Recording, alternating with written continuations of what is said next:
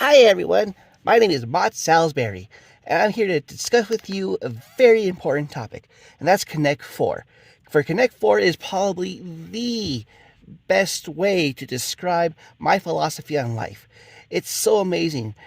Many years ago when Connect 4 came about, I was bored, and I had nothing to do. Now, it has guided me and made me such a superior person to everyone else because of the philosophy I follow with it.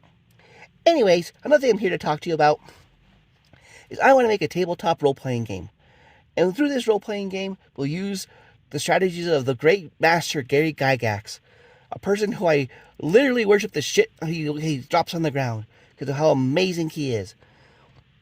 So, and this game will always bend the knee to the magic and the glory and the behemoth that is TSR. Wizards of the Coast. Dungeons and Dragons. Anyway, first things first. In order to play this game, you have to make a fat nut of money. I do. I make fat nuts all the time. Because in order to have this, you have to have at least 5 sets of dice for the players. You have to come in and have 5 sets. 2 that are fully translucent. 1 that's made out of pure diamond, at least 2 carats. And 1 opaque and 1 semi-transparent. We use all the dice. At the beginning of the session, you give the god, which I'm dubbing the DM or whatever you want to call him, but it's God in this case. Give him the 24 karat, the diamond dice, and he gets to keep them for the entirety of the game until he gives them back to you at the end of the session. They're not used for anything. He just has to stare at them and drool over them.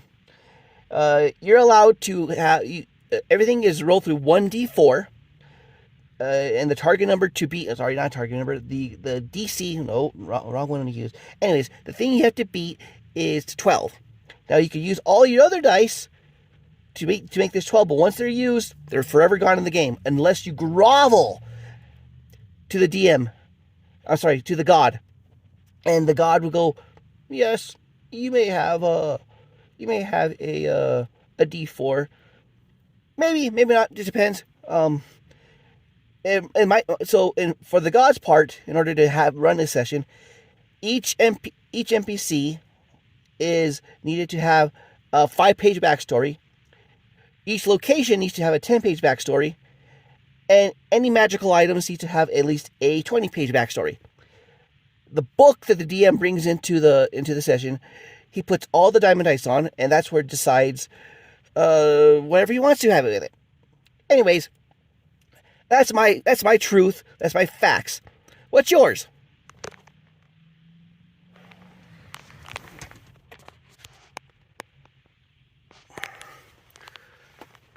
Scott, I'm Squicky. Pleased to meet you. Your ideas are crazy because of various reasons. But for your game, I give you credit. It's a good idea to try and do a game and to show the development of it.